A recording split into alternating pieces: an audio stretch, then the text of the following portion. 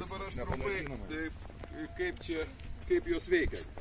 Buvo anksčiau paprastai bunkeriai, stovėjo aukštai, ne, ir atvažiuodavo lokomotyvas ir ten vienas žmogus ateidavo, atsistodavo su ta darna su smėliu ir pildavo į tą bunkerį vadinamą. Nu ir jis kol nepripildavo tą pilną bunkerį smėlį ir prie kitų neįdė.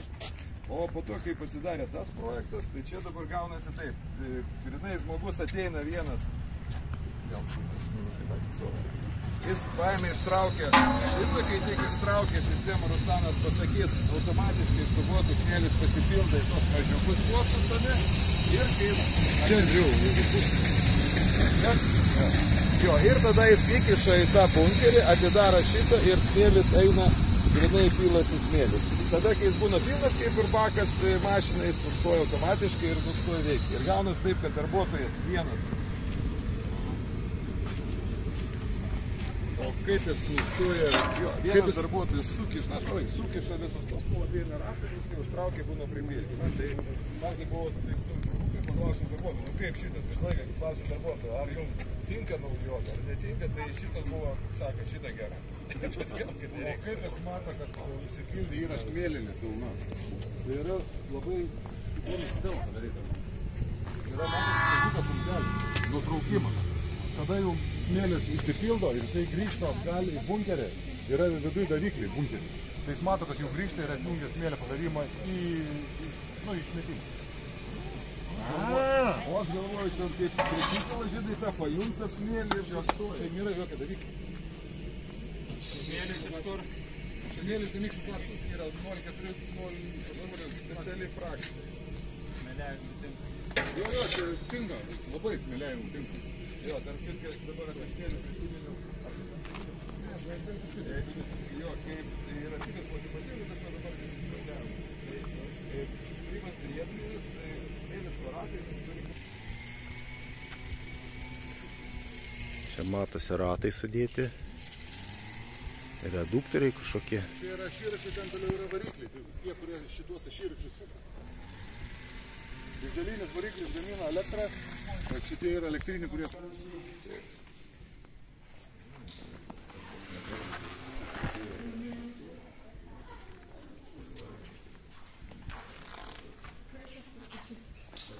Kas minėjau, kad buvo 650 statyta. O gal ir smėlinė mūsų yra, nėra senos?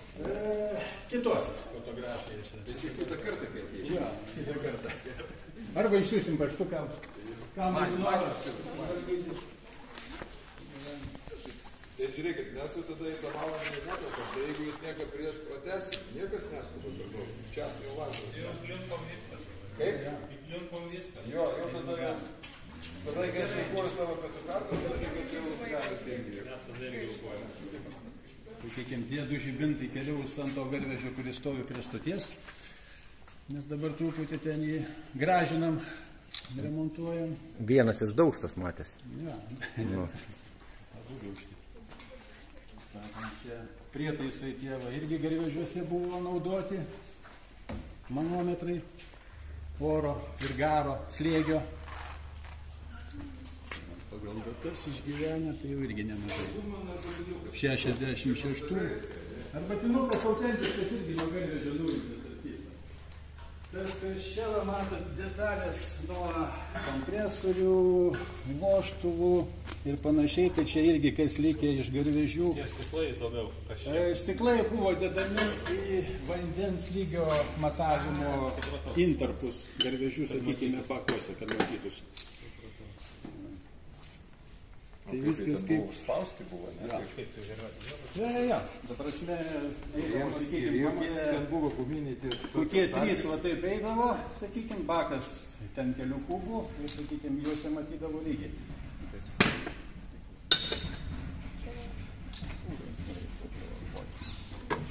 Šitas daiktas gal dar kas prisimins?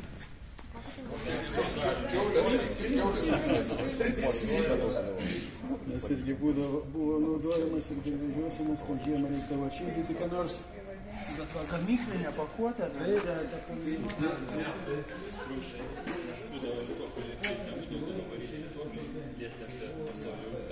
3 lituokliai, vienas darbė, kiti šyla. Tas garvežys, kur prie stoties stovi, jis yra nuvažiavęs apie 1,600,000 kilometrų.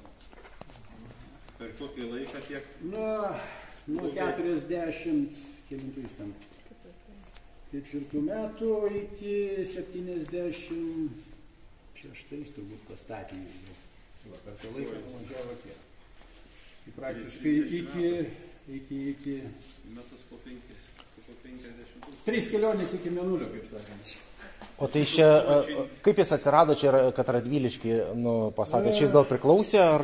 Pradėsim nuo galo. Tai va, iš čia jis nukeliavo iš, sakykime, kūro terminalo, čia pas mus stovėjo, sakykime, 2 garvežiai, kurie nuo 70 iki 95 berods atliko apšildymo, sakykime, garo katilinės vaidmenį. Juose būdavo šildomas, sakykime, vanduo ir tas vanduo keliaudavo į pastatus. Pastatus šildydavo.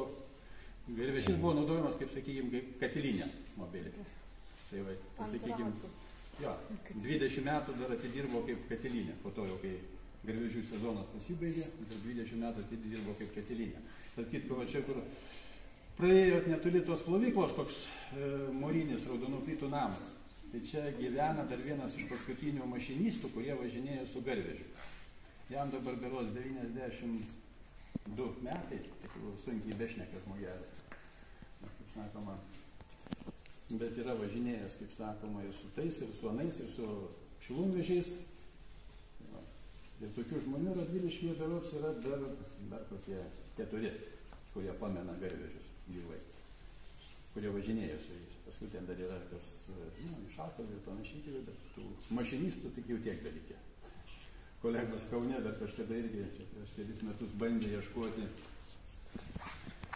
tų žmonių, tai irgi panaši situacija. Nes ten irgi norėjo vieną garvežį, kaip sakoma, atgaivinti, prikelti, kaip sakoma, paleisti darbą kaip muziejinį eksponatą, bet irgi jau nebesurado. Tai subačiai buvo bazė visai garvežių.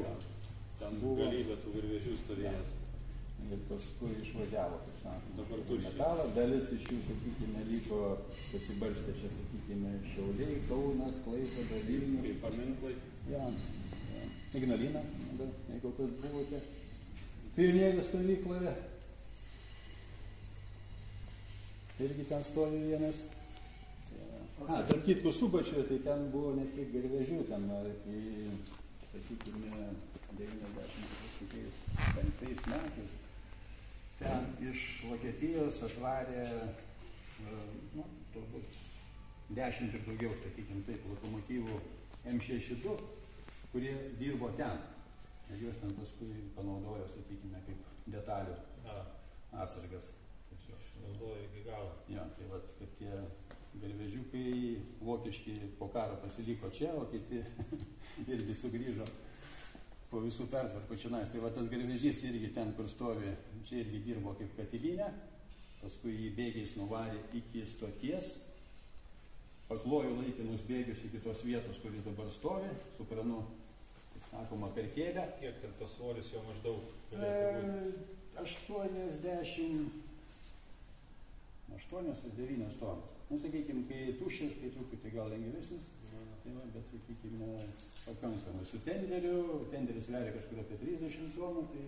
Tenderis tai čia talpa? Ta talpa, kur šalia jo stovi, tai su visko, sakykime, 110 tonų ten nuvažiavo metalo. Tai jis dabar džiugina radviliškiečių akį. Tai Kęstuti, gal žinai, kiek teritorija užima, čia manęs klausė, aš iš karto atsakiau mūsų tas o čia, kur tas visas... Rajono schema. Jeigu dabar viską nufotkė. Gerai. Gali pasižiūrėti. Tai va, čia dar atrastumėte, kaip sakoma, ir ne kai kurių pastatų geležinkelio. Matytų. Čia va mūsų, sakykime, tas kuro terminalas. Matosi. Kas su garvežiu, kur va čia stovėjo kurį laiką? Tai tas garvežys dabar stovi kitame kelyje. Tiesiog jis paruoštas remontui. A, jį remontuo? Jo, iškai padailinom, kaip sakoma, tai visai nesurudyčiau. Ką toliau? O toliau važiuos į muziejų. Greičiausiai yra toks Kodeliškiuose senosios technikos muziejus. Sudeliškėse Biržų rajone. Tai pas juos yra išvažiavęs ir Radviliškio siaurukas iš Durpyno. Pas juos, jeigu ką. Bet dalį pardavęs Durpynų. Dalį pardavė, o sakykime, tas pats lokomotyvas ten, vagonį keli. Vieną nesupjaustė. Aš kiek atsimenu, kad viską supjaustytų nebuvo, visi kažkur stovi ir tas toks, visai toks, malonus dalykas, kad gamtinį žalazą nepaleidė atsiprašyti. O tas... Vilniui, kur yra tas geležinkelio muziejus laukas. Dabar tik sugalvojai. Jo, matai, viršutinis nukrausiu, kaip sakoma. Na, kažkur turėtų būti. 60 yra. Kažkaip tai tiesa. Ai, 69 metų. 55 metų.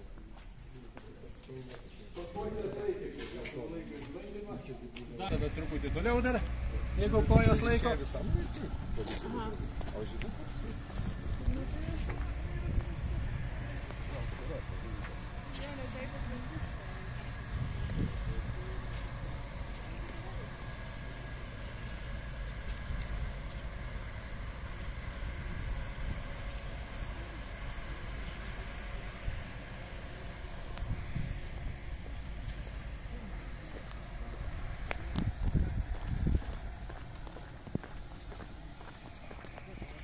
Kieta alus, o tas buvo viskas čia kaip teritorija ir nusičiau kalėką, sako, tai ką čia alaus baškės? Spalva tinkanti, Čia buvo toks juokas, Kęstutis irgi gavo to duodą. Buvo toks. Čia irgi tas pokarinis kažkur 40 ir 50 pagamintas, onas dar iš nepriklausomos Lietuvos laikų, kur aš įrašy kaip su dviračių stipinais. Toks retas atvejis, man atrodo, ar tokių ratų būtų Vilniaus muziejai, kad neabejoju. Tai va, tas tenderiukas, kur stovi prie stoties dar ant tokių ratų. Čia vagonas, kad su tokiais, tai gerai.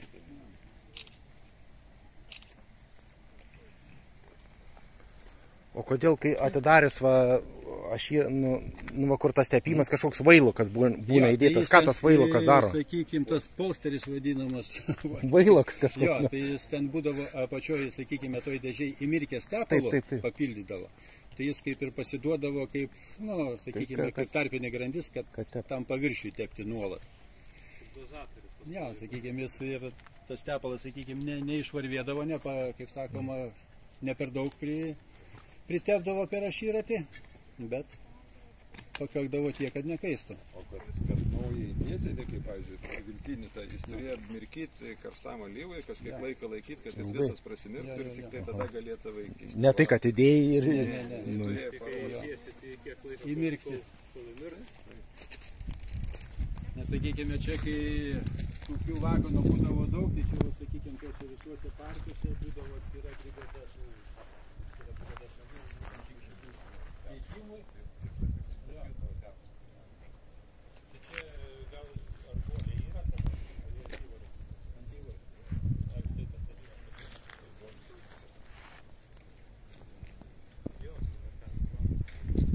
Tas žibintas, tarp kitko, čia irgi geležinkelietiškas ir dar su žvake buvo naudojamas.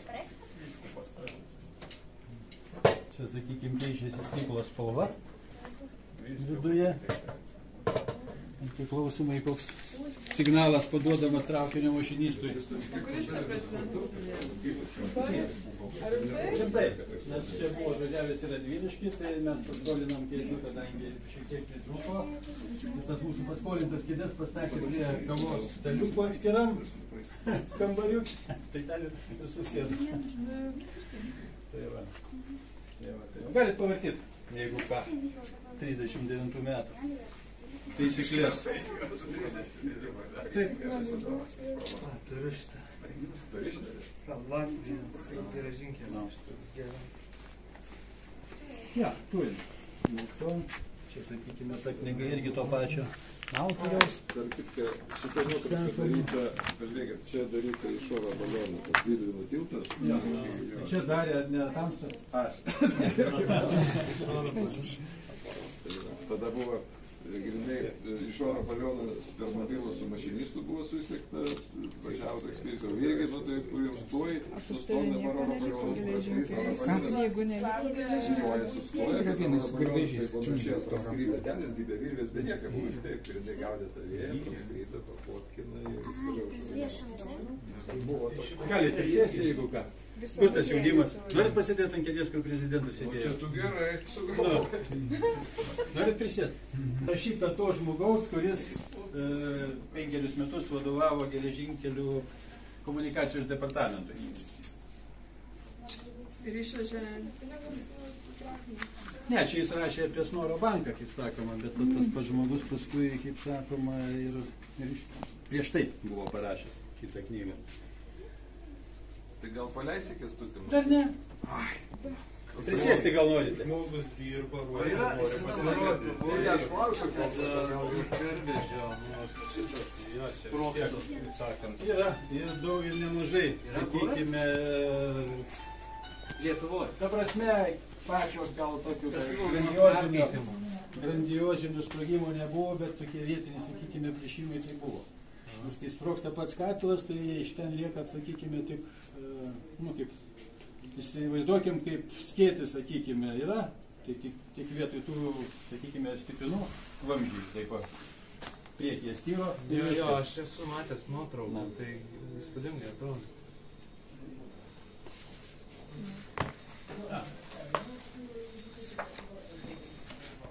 Dabar stovi ten tolėliau pavartyti aptarnavimo.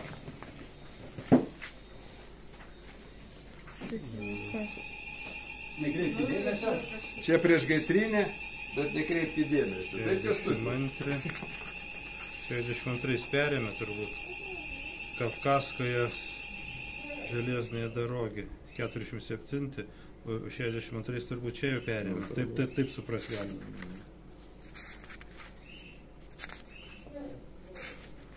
Kaip dailiai rašydavo žmonės. Nu tai va, jo. Buvo raštininkai specialiai.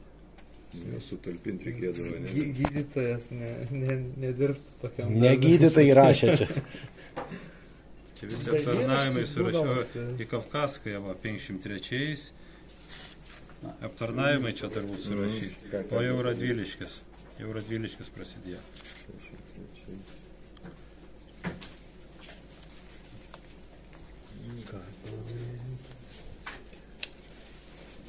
Čia, kaip sakoma, geležinkelės žmonės, čia apie geležinkelių stotis. Kažkur čia virbalis buvo su visais eksportiniais viščiukais ir dar kažkuo ten išpildytas. Kodėl rašote plėnėje neftenoje? Čia dar, kaip sakant, kiekvienam, kad Muziejų. 7 berods. Tokie 900.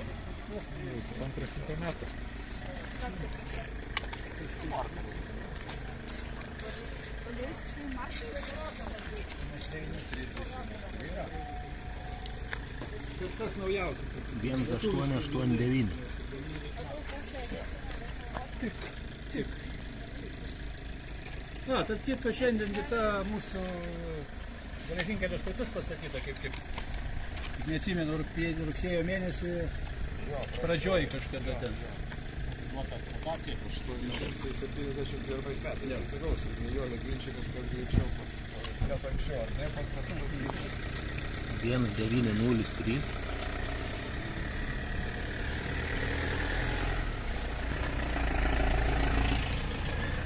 Paskutinis užrašyta Lietuva 1934. Kokeril parašyta.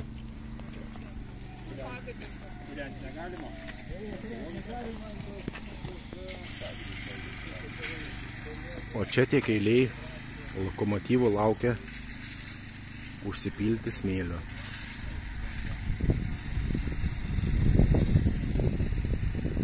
Gal ilgai pilasi, kad čia ilgai stovi.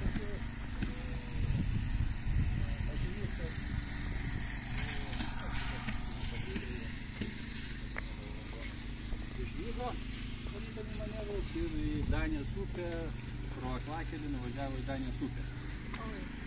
Bet nieks nežuvo, laimingai, kaip sakoma, vidukas nušliaužė be vagono. Tai va, ir sakė, atvažiavo vokiečių komisija. Jau tie ten, kaip sakant, sušaudus juos. Bet kažką, sako, pašnekėjo ilgokai vokiškai. Paskui tas, kas vertis paklausė, ar, nu, ta prasme, žuvusių yra? Nėra. Sužeistų yra? Nėra. Tai sako, viskas gerai. Žembūt. Svarkiai, paskatiniai žaidžiai. Važiavime, pareizuose tam, valdas kažkokiais darė, bet iš to ir pakytai. Kito šeišmaičiukės pasakojimo, tai, sakė, prosininkas jo.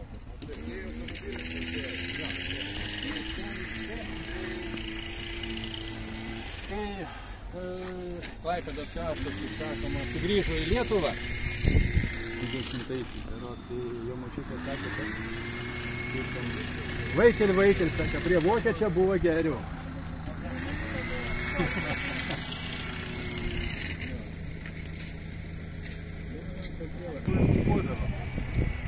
Kažkiek va tas kranas, kur čia dirba, tai jis irgi buvo garinis. Kranas, kaip geležytas, jo. Ir toks kranas Klaipėdoje, man atrodo, dirbo iki 97 metų. Garinis kranas ir medinė kabina.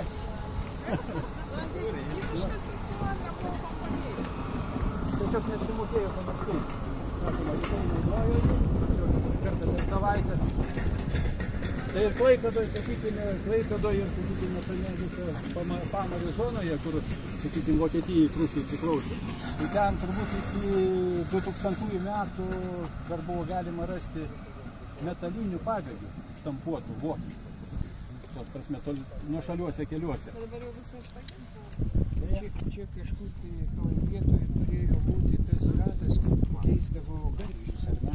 Buvo ten dabar, sakykime, kur tas akmeninis visas depas, ten šalia jo, dabar ten toj teritorijų, sakykime, iš dalies toj teritorijų stovi ten tie poilsio namai, iš dalies, sakykime, ten ta gyvenamas pastatas jau, ta prasme, jis jau buvo likviduotas. Aišku, man kažkaip įsivaizdavau, kad šitą teritoriją. Kaune nuotraukas, kai man... Kaune ir Vilniuje, sakykime, geriausiai. Panašus. Jo. Tai ten, sakykime, jis pritaikytas, kaip sakykime, nu, mažesnėms. Pačių garvežiams su visų tenderių didesnės apimties būdavo. Tai dabar vienas išvažiavo, dabar ir kitas turėtų? Jo, tai va visą tą krūvelę pravarys. Kiek laiko? Nu, čia priklausomai, kiek ten trūksta. Gali kilti, sakykime, 5 minutės, 20. Nes didelis autų paleidus labai, sakykime, paskui tas išmetamo to abrazyvo dulkių, sakykime, metodiškai ribojama.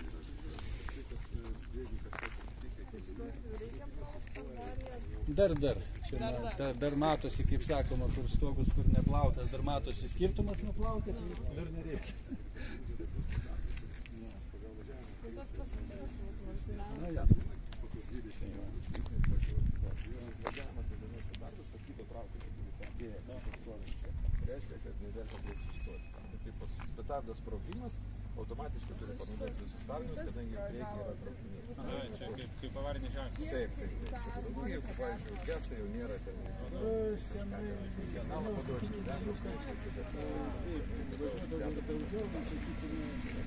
jeigu tai paėmus realiai, sakykime, lipsi, sakoma, tiltų, tai va šitą va peroną pasižiūrėkit, tai būdavo taip, kad prie to perono, kai sustodavo traukinys ten prie pat perės, tai už perono likdavo dar, sakykime, 3-4 vagonai, nebetilpdavo ant perono šito.